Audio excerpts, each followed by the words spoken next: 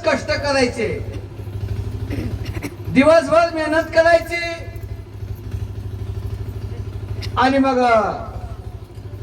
शेतामध्ये नित्य नेमानं कर्म करायची, पेरणी करायची, काढणी करायची, शेतातील जे जे काही काम असतील ते ते वडिलांसोबत आई सोबत आमच्या सावता महाराजांनी करायला सुरुवात केली. पहा, अंगामध्ये कोणत्याही प्रकारचा आळस नव्हता. शरीर एक कर्पूर सम गोल वर्णाचे होत. आपल्या मस्तकावर तिलक असा लावलेला आहे. पांढरे शुभ्र वस्त्र परिधान केले आणि शेतामध्ये नांगरणी, कुळवणी, शेतामध्ये रात्रंदिवस न चुकता काम करायचं आणि काम करत असताना आपल्या मुखामध्ये त्या भगवंताचं नाम चिंतन रात्रंदिवस होत. रात्र ही न कळे, दिवस ही न कळे, अंगी खेळे दैवत, असं दैवत सावता महाराजांच्या अंगामध्ये खेळू लागलेले. आणि बघा, एवढं काम करत असताना गावाच्या लोकांना या ठिकाणी कीर्तन भजन सावता महाराज करायचे आणि भजन केल्यानंतर कीर्तन ऐकायला गावातील लोक भरपूर येत होते. बाबा, त्यांच्या मनामध्ये मग आळस सुद्धा नव्हता. मग गावाच्या लोकांनी आल्यानंतर जनसमुदाय भेटला आणि सावता महाराजच्या कीर्तनाला सुद्धा ओंकार स्वामी येत होते. ओंकार स्वामी आले आणि ओंकार स्वामी आल्यानंतर सदा सर्वदा मनामध्ये द्वेष होता. का द्वेष होता? सावता पुढे चाललाय, आपण गावाचे स्वामी, मला सर्वजण मान पान देतात. जर सावता पुढे गेला तर मला कोणी सुद्धा विचारणार नाही. ओंकार स्वामीच्या ध्याना मनामध्ये, परंतु कसं तोंडा बोलता येत नाही, माघारी बोलू लागतात. मनामध्ये जळू लागलेले, विचार केला काय करावं, आपल्याला कोणी सुद्धा विचारत नाही. गावातील लोक आले की सावताला विचारतात, सावता सावता सावता सावता म्हणजे काय? ज्याच्या अंगामध्ये नम्रता आहे, गुण, असे सावता महाराज सुंदर सुलक्षण असणारे. मग सावता महाराजाच्या भावकीमध्ये एक होता, त्याचं नाव होतं कामाजी माळी महाराज. कामाजी माळी स्वामीचा शिष्य. स्वामीने जसं सांगावं तसं शिष्यानं ऐकावं, परंतु स्वामी त्याला सांगायचे. कामाजी म्हणायचा, स्वामी सावता पुढे चाललाय, आपल्याला कोणी मान पान देत नाही. स्वामी सांगायचं, कामाजी गुरु शिष्याला सांगतोय, त्याचं हे प्रारब्ध आहे, प्रारब्धानुसार आपल्याला अन्न माने या ठिकाणी प्राप्त होतो. म्हणतात ना तुकोबा आहे, अन्न मान धन, अन्न मान धन येतो प्रारब्धाधीन, येतो प्रारब्धाधीन, येतो प्रारब्धाधीन. अन्न मान धन येतो प्रारब्धाधीन,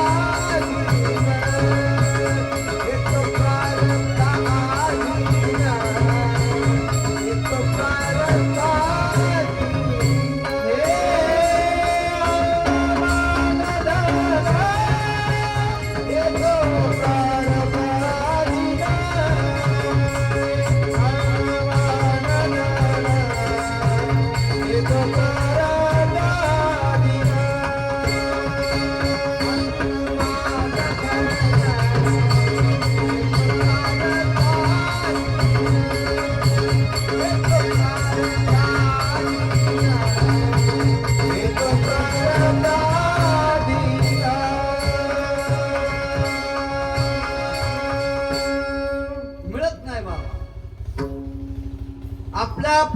जगामध्ये असं जिथं अन्न आहे तेच अन्न आपल्याला सेवन करावं लागतं. अन्न मान, मानाला बरेच जण भुकेले पण मानच मिळत नाही. काय मग सावता महाराजांचं लौकिक वाढू लागलं.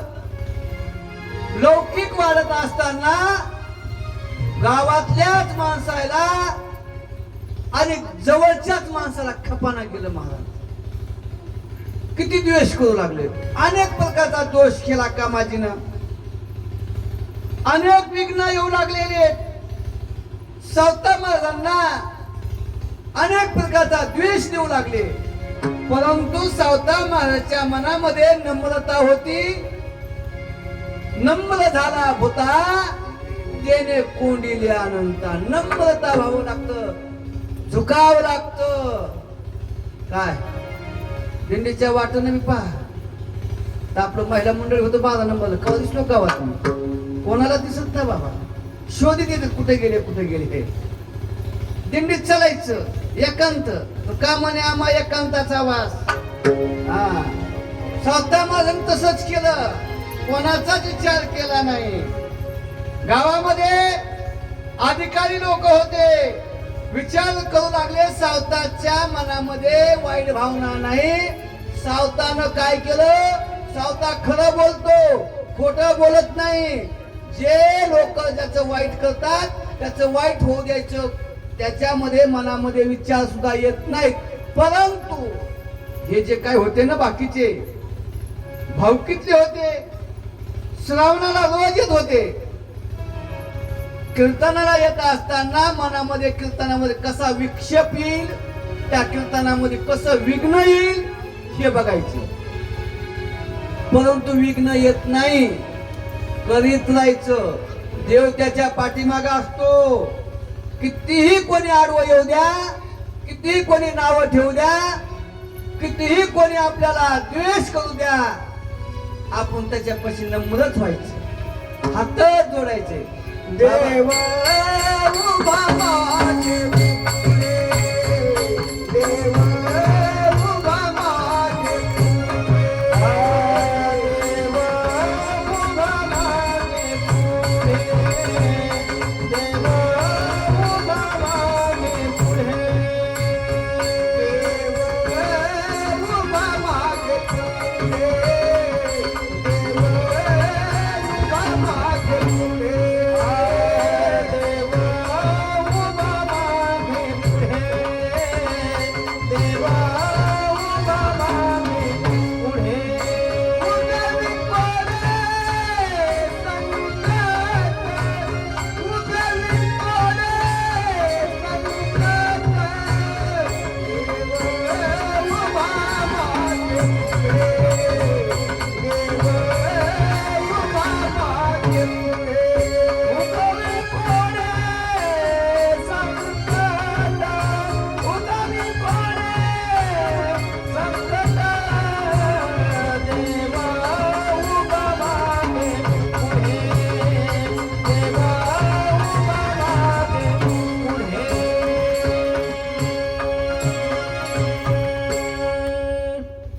संकट येऊ द्या, भगवान परमात्मा माग पुढे उभा राहतो. आणि म्हणून कितीही छळ केला गावातल्या लोकांनी, परंतु गावातल्या लोकांना अजिबात या ठिकाणी तिरस्कार सावता महाराजांना कधीही केला नाही. जर आपल्याला मोठं व्हायचं असेल तर गावातूनच मोठं होत असतं. बा आपलं लेकरं किती बी शेंबडा असू द्या बाबा, ते म्हणते माझा वाघच आहे. एका गावामध्ये कीर्तनाला गेलो जाणना. गेल्याबरोबर महाराज चला दूध घ्यायला, चला चहा घ्यायला. मी म्हणलं चहा घेत नाही, दूध घेत नाही, पण चलाच म्हणले. चला आग्रह. पण चहाच्या नादान चला दक्षिणा येते. दक्षिणाच्या अवघण जावं लागते. गेल्याबरोबर 60 वर्षाच्या आजी अशा बसलेल्या. महाराज आले, महाराज आले. 5 वर्षात त्याचा बाळू वाघ. आजी म्हणतात महाराज कसा आहे माझ्या वाघाचा वाघ? काळा झर वाघ, दुधाचा काला वाटीमध्ये. आषाढ महिना लागला, सगळ्या माश्या इकून घोंगायल्यात, तिकून घोंगायल्यात. आणि जे तूप होत ते वडीच वळायला. काही काही ते तूप सुद्धा त्या वाटीत येत होत. आणि आजी म्हणते महाराज कसा माझ्या वाघाचा वाघ. मी म्हणलं सवाल तो ह्या वाघाच्या वाघाला काय म्हणते महाराजा मुका घ्यायचा म्हणतो. मी जमलंच घरी चहा विनगन काहीच नको मला. नाही नाही म्हणजे काय असत महाराज. मग तद्वत आपल्या गावामध्ये 5 वर्ष झाली कार्यक्रमाला आरंभ केला. महाराष्ट्राच्या बाहेर फिरतो. आता काय ऑनलाईन निघालंय सगळं दिसते होय. आज कुठेच माऊली महाराज. आज इथं उद्या तिथं. मला एक जण म्हणले तुमचं दत्तात्रेयचा अवतार आहे काय. म्हणजे कस काय. गंगापुरी वस्ती ज्याची अशी औदुंबर छायेची घेऊन तरित छातीगड काशीचे ती स्नान करीतो. करवीन भिक्षेला जातून माहून निघलेला बोलतो. आमचे नाथबाबाच म्हणते रात्री 4 वाजता फोन केला कुठेच मावली माझ्या गावात. सकाळी फोन केला कुठेच म्हणले पंढरपुरात. कुठं म्हणले आळंदीला. लगेच दुपारी फोन केला कुठे आले म्हणले इकडे आनंदला. बघा रोज फिरायचं रोज एक दिवस खाला नाही. संध्याकाळी उठायचं निघाल काय घ्यायचं लागत नाही काय नाही. रुमाल टाकला खांद्यावर निघाले काय असत महाराज. जवळीच चढ नका. ज्या वेळेस तसं सावता महाराजाला सुद्धा या ठिकाणी गावातल्या लोकांनी खूप नावं ठेवले खूप त्रास दिला महाराज. पण सावता महाराजांनी आपला जो काही नियम आहे हे नियम कधीही मोडायचा नाही. पहा मी सांगितलं आपलं लेकरू समृद्ध असलं आपल्याला आपलं असत. तसं गाव जे आहे हे गाव आपलं आहे. पहा अनेक कार्यक्रम बाहेर येतात पण आम्ही घेत नाही. काय आता गावात येत बघा चौघांना म्हणले दिल्लीमध्ये होते म्हणजे महाराज तुम्हाला जमतच नाही म्हणले. मी मला जमतच नाही. बारामतीला सोबत होते आज ते यजमान म्हणले महाराज कीर्तनाची तारीख. मला कुठं म्हणले बारामतीला. मी म्हणलं नाही होतच नाही. कशाला धावपळ करायची नाही. पण आता आग्रह असतोय जावा लागतं. त्यांनी तुला 3 वर्षापासून बोलू देत. यंदा ते मनानच टाकली पत्रिका. कुंभकर्ण टाकली मनात टाकली. मला फोन केला म्हणजे मला पत्रिका आली मला कुठे लिहि म्हणजे इकडच्या कायच करा जावं लागतं. प्रेम असते. तुमच्या कृपा आशीर्वादाने महाराष्ट्राच्या बाहेर फिरायलो.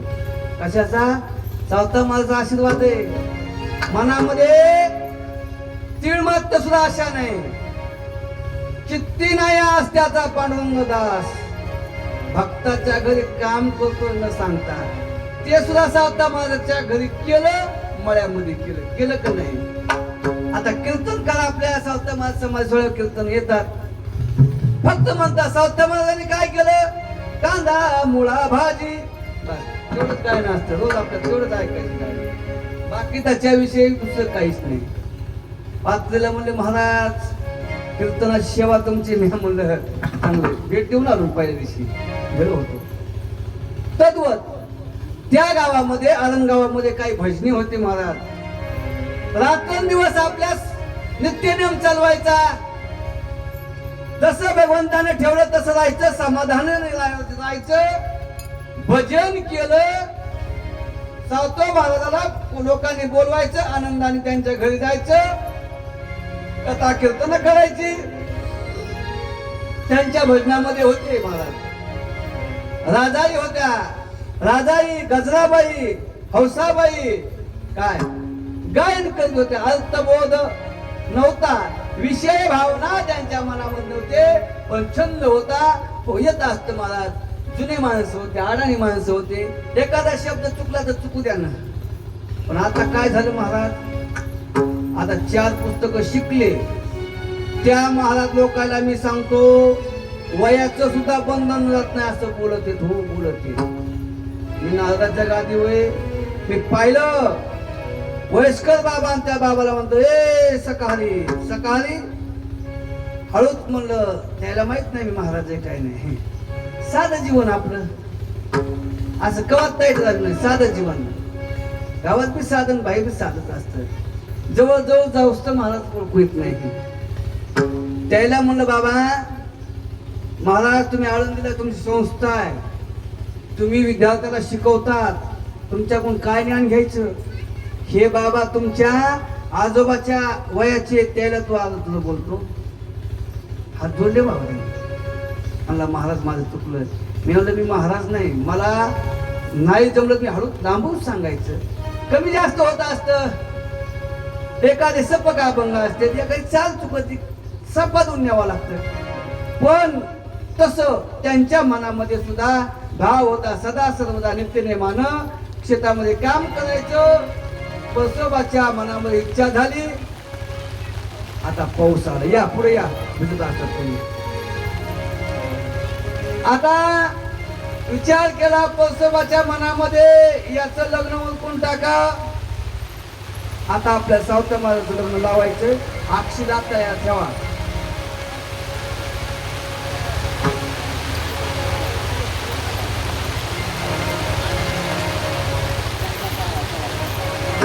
आणि मग आता सावता महाराजांचं लग्न करायचंय. मुलगी शोधायची. कठीण प्रसंग आहे. पुष्कळ स्थळ सांगितले, शोधले, परंतु सावता महाराजांना कशासाठी चौकशी केली काय आवडत नव्हतं. या कष्टाला नलगे धुंडावे प्रारब्धाशी. सावता महाराजांना सांगितलं, बाबा कशाला मुली शोधाय जातात? जर माझ्या प्रारब्धामध्ये असेल तर मला मुलगी मिळेल, माझं लग्न होईल. सावता महाराजांना असं बोलल्याबरोबर विषय मांडला. महाराज, विवाह कार्य,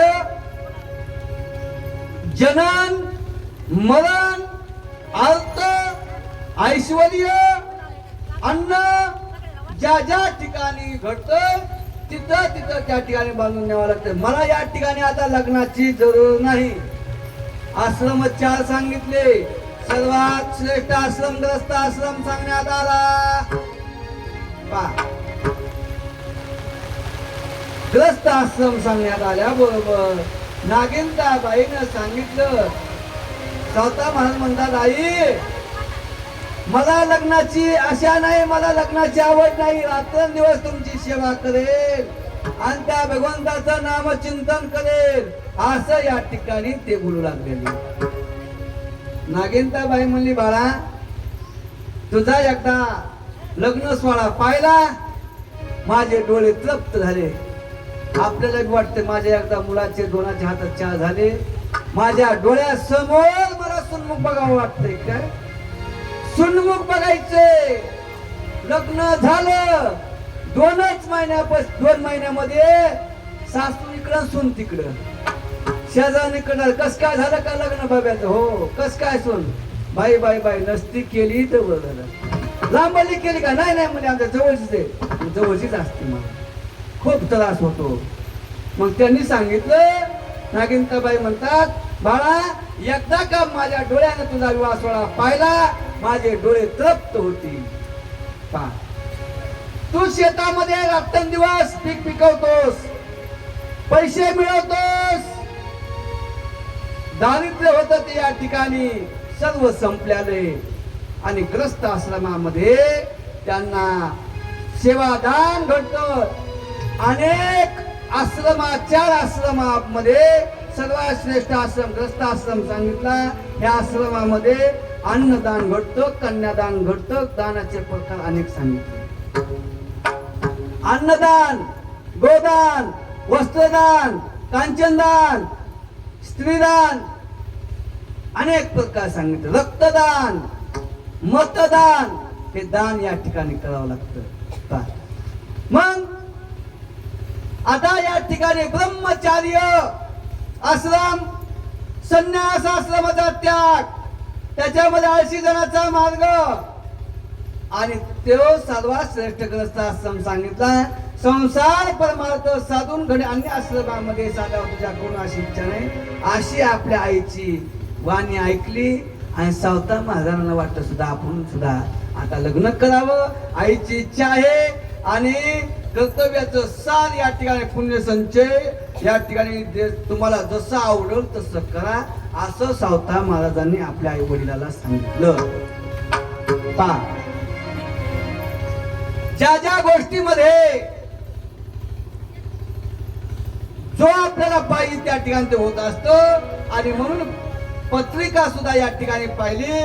त्यात ज्या ज्या घरी सांगायचं की बाबा हे ज्या ज्या गोष्टी पुसू लागले ती गोष्ट त्या सावता महाराजच्या घरी नाही.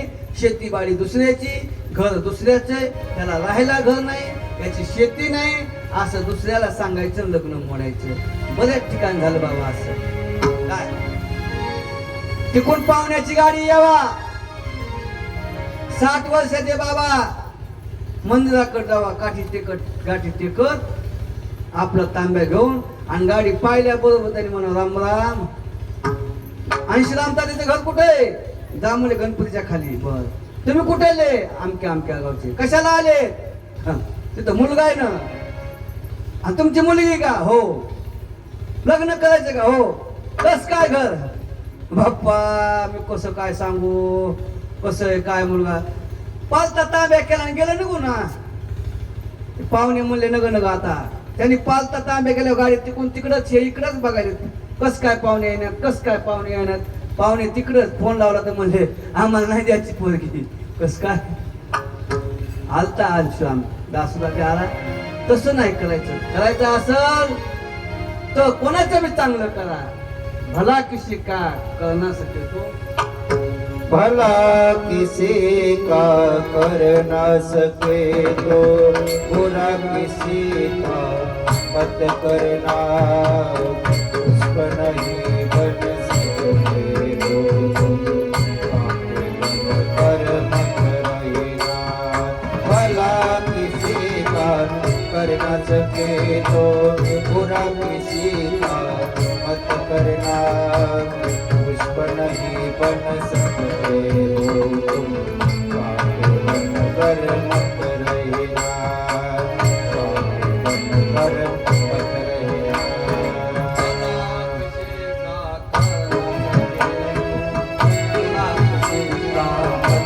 रहना. पुष्प नहीं बन सकते हो तुम, बन कर मत रहना.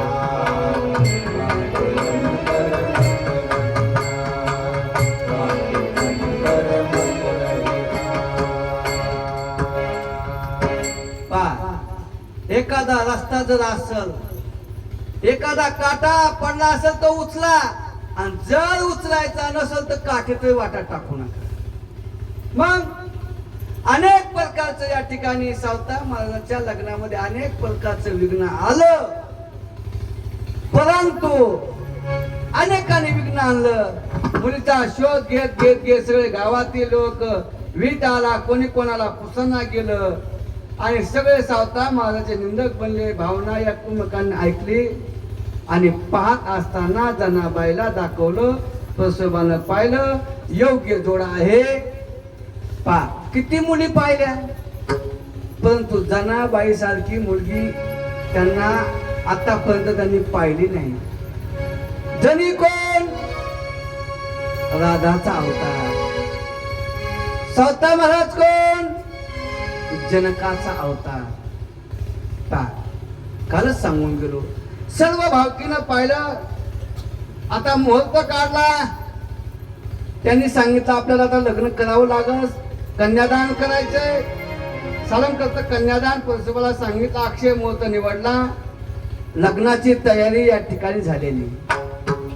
वलार मंडळी आलेली, पाहुण्या मंडळी आलेली, गावातील मंडळी, लहान थोर या ठिकाणी सावता महाराजच्या लग्नासाठी उपस्थित झालेले.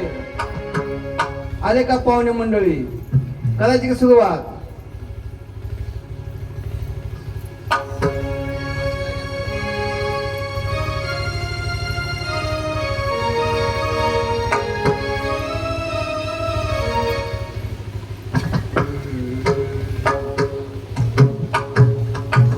अक्षरा घ्या.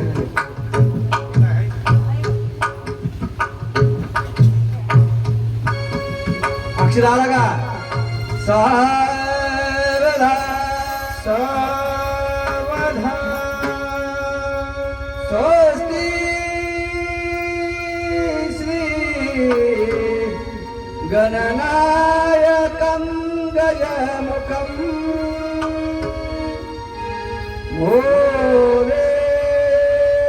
मोरेश्वरं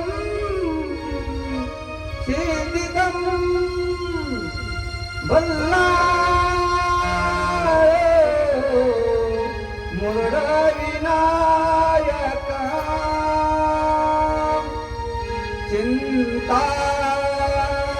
चिंतामणी देवलं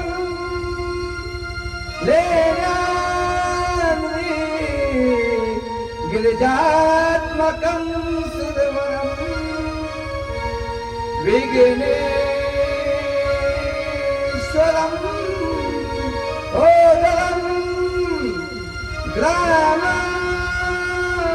ग्रामावन्दन सुते गणपती गोया सर्व शिवपर सावधान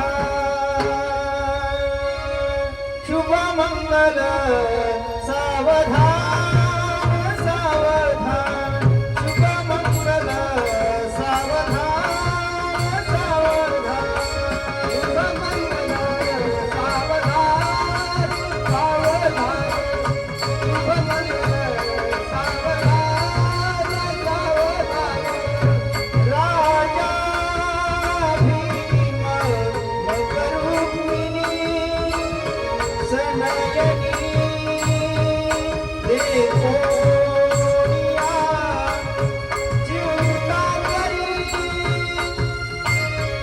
ही कल्या सगुणावरान पहरा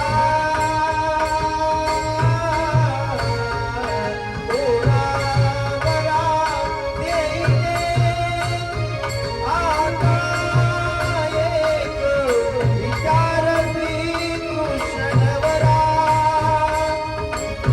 त्यासी समर्पू म्हणे रूपमाई वडील त्यासी पुसणे होया सदा मंगल शुभ मंगल सावधान सावधान मंगल सावधान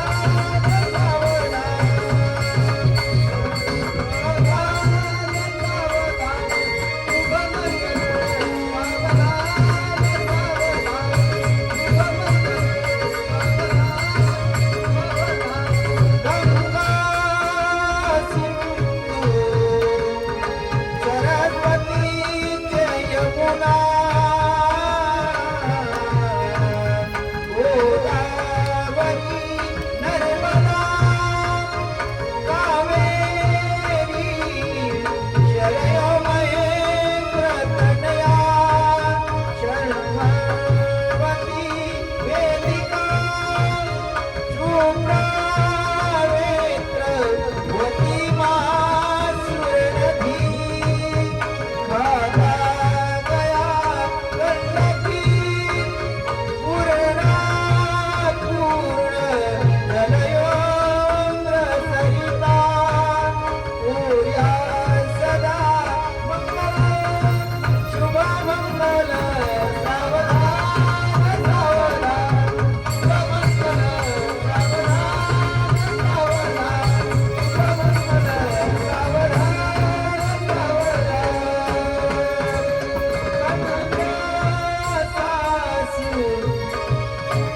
याची जाये मागे पर दोन्ही पाये तैसे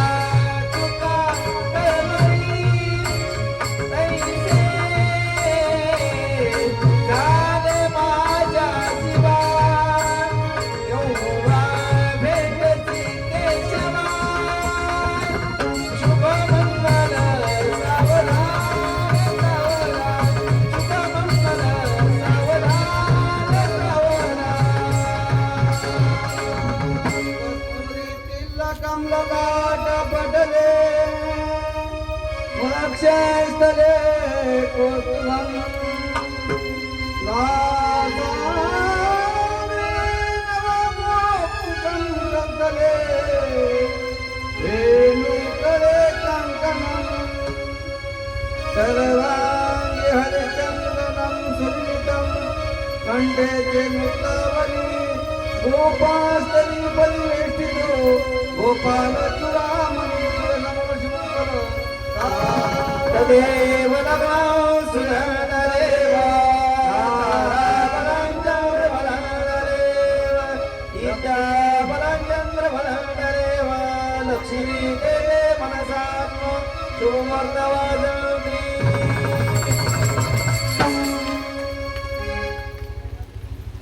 झालं सप्तमाचा विवाह सोहळा संपला.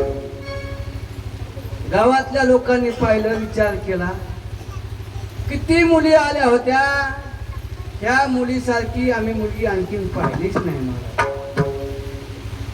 कामाजी माळ्याने विचार केला, कुठे बी ठेपा लागला तर त्याच्या अगोदर ठेपा जात होता, मुलगा चांगला नाहीये. विचार केला बाबा. मग सावधान झाले. सावधान एकच झालते बाबा, सावधान झाले. स्वामी सांगतो तुम्हाला, मनुष्याला 100 वर्षाचं आयुष्य दिलं आणि आयुष्य कसं दिलं आणि त्या आयुष्यामध्ये किती किती वर्षाचे टप्पे सांगितले सांगतो ऐका. रामदास स्वामी म्हणतात, सावधान सावधान वाचे बोला राम नाम. आपल्या वाचेनं त्या भगवंताचं नाम घ्यायचं.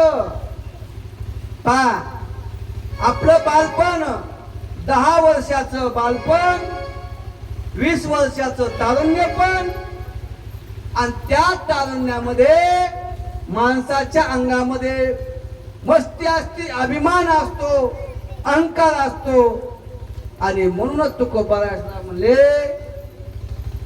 तारुण्याच्या मध्ये न मानी कोणाशी, सदा मुसमुशी धुळी जैसा मुस मुस मुस मुस करतो. कधी 20 वर्षापर्यंत महाराज. मग 20 वर्ष पूर्ण होतात, 30 वर्ष सुरुवात होती. 30शी आली भरती, कन्यापुत्र लाभती, त्याची पडे भ्रांती, नशे स्वरूपस्थिती. मग 30 वर्षामध्ये लग्न होतं, मुलं बाळ होतात. त्या संसारामध्ये तो जीव गुलपटून जातो.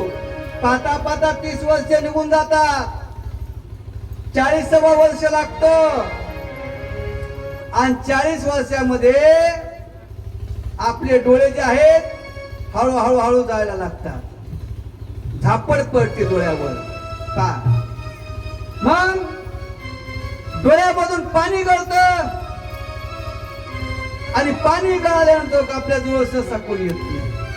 पुढे लागला भाग. 40 वर्ष संपले. 50 वर्षामध्ये आल्याबरोबर आपले दाताच्या पंक्त्या हळूहळू निघून जातात. त्या सुद्धा थांबत नाही. जवळ म्हणतात, काय राहिलं याच्या खुशी, आता दात निघून जातात. मग काळे शुभ्र केस होते, ते केस सुद्धा मला आता डोळे चाललेत, दात चाललेत, आपण तर कशाला थांबायचं. आणि म्हणून आपले केस या डोक्यावरचे पांढरे जे होते, काळे होते ना, ते पांढरे शुभ्र झाले. जरा करण मोरी सांग आणि गोष्टी, जरा करण मोरी सांगू आणि गोष्टी, जरा करण मोरी सांगू आणि गोष्टी, जरा करण मोरी सांगू आणि गोष्टी, जरा करण मोरी सांगू आणि गोष्टी, जरा करण मोरी सांगू आणि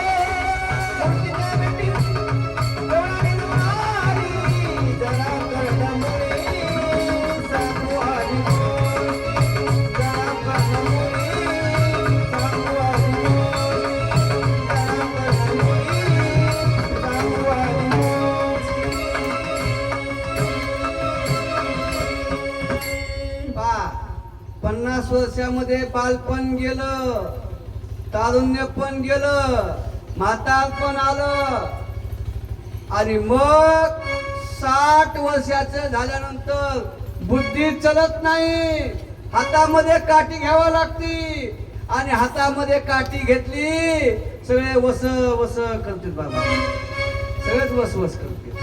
हा मग त्याला कोणी धड बोलत नाही. 60 वर्षे कसे तर निघून गेले, 70व्या वर्षामध्ये विवंचनामक होऊ लागली, यातना होऊ लागलेला. त्या 70 वर्षामध्ये उठा येईना, बसा येईना, काहीच नाही. 4 विसा मिळवणी पाहता पाहता किती 80. मग त्याला देशोदशा जळवण जसा मासा वाटतो किंवा पाण्यातला मासा जर काढला तळमळ तळमळ करतो, तसा त्याचा जीव तळमळ तळमळ करतो, वेडा पिसा होतो. मग 80 वर्ष संपले, 90व्या वर्षाला सुरुवात झाली. मग तिथं शून्य, माझं माझं म्हणत आता कोण आहे, माझं कोणीच नाही. मग आता संसाराची आस होती. सज्जनानं या ठिकाणी असं पाहता पाहता आपले 100 वर्ष निघून गेले का 100 वर्ष? काय म्हातारपणामध्ये जिच्या संग वाजत गाजत लग्न केलं ती सुद्धा म्हणती मेलेलं बरे. बाईल म्हणे खर, मरता तरी बरे, नाशी येले घर तुम कोणीया. म्हातारपणात कोणी सुद्धा जवळ येत नाही. काय लहान असताना आई म्हणायची, बाळू तुला काहीच कळत नाही, बाळू कळत नाही. पण पाहता पाहता बाळू शाळेत घालतात, शाळेत गुरुजी म्हणतात बाळू तुला काहीच कळत नाही. पण बाळू असा मोठा होत होत होत होत त्याचं लग्न होतं. लग्न झालं 1-2 वर्षात त्याला मुलं बाळ होतात. लगेच बायको मग तुम्हाला काहीच कळत नाही, कळतच नाही. मग वय झालं, 60 जवळ आलं ना, तुम्ही म्हणता बाबा तुम्हाला काहीच कळत नाही. मग बाबाचा जन्म जसा आला तसाच निघून गेला, काही कळलं नाही. आणि म्हणून कळण्यासाठी त्या भगवंताचं नामचिंतन गावं लागतं, नामचिंतन घ्यावं लागतं. आणि अशा प्रकारे आमच्या सावता महाराजांचा विवाह झाला. अतिशय वराड मंडळी जेवले. सगळ्या मंडळीनं सावता महाराजाला आयर आणले होते. आपल्या आले का आयर? आपल्या गावात सांगत नाही मी. दुसऱ्या गावात सांगायची गरज नसते. काय आमचे बाबा मला आयर सांगले की मी आम्हाला नाही सांगत. आमच्या गावात हुशार असो. मग सगळ्यांनी आल्याबरोबर सावता महाराजांच्या आईपाशी आयर दिले. आनंद वाटला जगामध्ये. मग झाल्याबरोबर धन्य धन्य म्हणतात. लग्न सोहळा ओळखला, परसबाग जवळ येतात. सून पाहिलं, जागीन त्या बाईनं आपल्या सुनाचं सुनमुख पाहिल्या बरोबर आनंद वाटला. आणि आनंद वाटल्याबरोबर सगळे आपण आपल्या घरी गेले. परंतु कामाची माळ्याला पोटात खपलंच नाही. महाराज म्हणला किती त्याचे सावताचे किती लग्न मोडले, पण तो अशी मुलगी मी कधीच पाहिली नाही. कामाची माळ्याने मनामध्ये लाजला. मला लाज वाटत असते. किती माणसाने विरोध करू द्या, किती त्याला टोमणे मारू द्या, काय करू द्या, एक दिवस त्याच्या पायात पडावं लागतं. पाया पडले नाही कामाची माळी कधी, शेवटला. तस मग कामाची माळ्याने व्यर्थ प्रयत्न केले, निघून गेले. जे जे कर्म केलं ते या ठिकाणी निष्फळ झालं. सावता महाराजांना या ठिकाणी पातिव्रत्य, प्रेम, भोजन दिलं, धर्मनिष्ठ, कष्ट. रात्रंदिवस सावता महाराजांना शेतामध्ये सेवा करायची. जनाबाईनं आपल्या या ठिकाणी आपल्या सासू सासऱ्यांची सेवा करायची, पतीची सेवा करायची, करू लागले महाराज. मग स्त्रियाशी या ठिकाणी अतिशय आनंद झाला. पतीची सेवा प्रेम भावानं केली, मनोगत जाणलं आणि त्या घरामध्ये अतिशय आनंद होऊ लागला. त्या आनंदाला पारावर राहिला नाही. आणि मग जे जे कष्ट करायचं, शेतामध्ये पीक पिकवायचं, अद्भुत पीक आल्याबरोबर पिकाची काढणी करायची, कोळपणी करायची. शेती करीत असताना सावता महाराजांच्या मनामध्ये कोणत्याही प्रकारचं वैरभाव कुणाजवळ नव्हतं. आणि मग विनयशील प्रामाणिक असे होते, सत्यवादी होते. दान देण्याची क्षमता होती. दान द्यावा लागतं, देवाला द्यावं लागतं आणि नंतर घ्यावं लागतं. आधी देशी मग घेशी ऐसा सशी तू धार. भगवान परमात्मा आधी घेतोय आणि नंतरच देतोय. सुदाम देवानं 10 पोते या ठिकाणी पोह्याचे भगवंताला दिले होते. किती? 10 पोते दिले होते का? किती दिले? मुष्टीभर पोह्यासाठी का? पोहे घेऊनी नाचा भेटीला सुगीला शुद्ध भावाने कोणी या गाव सोरणाचा दिला गा विठोबाचा धर्म जागो. विठोबाचा धर्म जागो त्याचे करणी लक्ष लागो.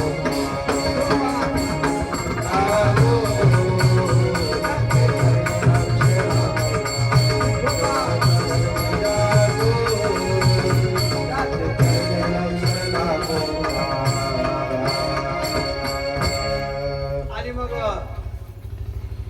रात्रंदिवस कष्ट करायचं, देवाचं चिंतन करायचं. देवाचं नामचिंतन केल्यामुळे सकाळी सकाळी उठल्याबरोबर स्नान उरकायचं, भगवंताची पाद्यपूजा करायची, देवाला आळवायचं, देवाला उठवायचं. आणि साधू संतांनी सुद्धा आपल्याला उठवलं. म्हणतात ना, खोटा जागे वारे हरडा करा पण घ्यायचा भावे धरणी ठेवा माता चुकले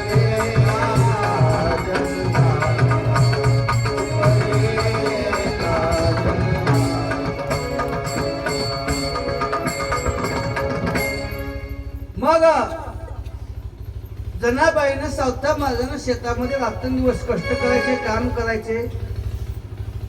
आई वडिलांची सेवा, तिला सासू सासऱ्याची सेवा करायची. पतीनं जे सांगावं ते त्या ठिकाणी परिपूर्ण काम करायचं. पतीची जी काही सत्ता आहे ती घेऊन आधारता घेतला.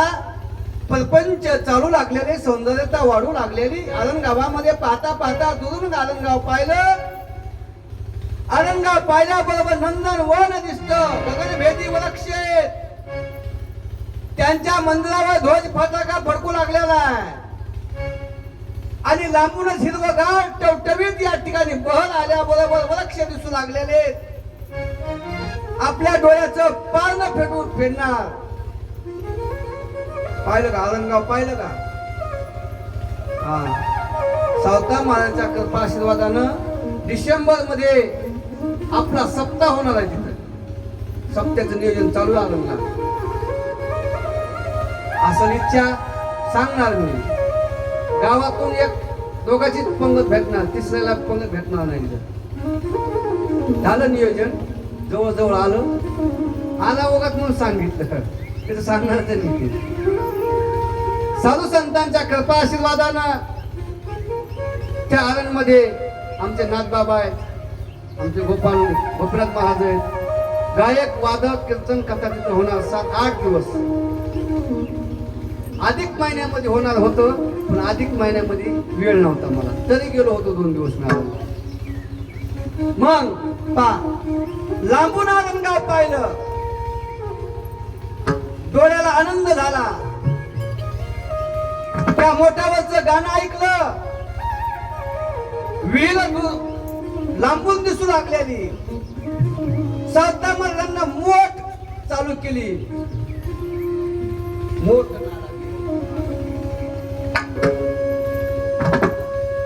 आणि मग पुण्यवान असे 2 बैल होते. मोठ्याला झुंपले, पाटाचं पाणी खळखळ खळखळ वाहू लागलेले. जिकडे तिकडे पाहत हिरवीगार हराळी दिसू लागलेली.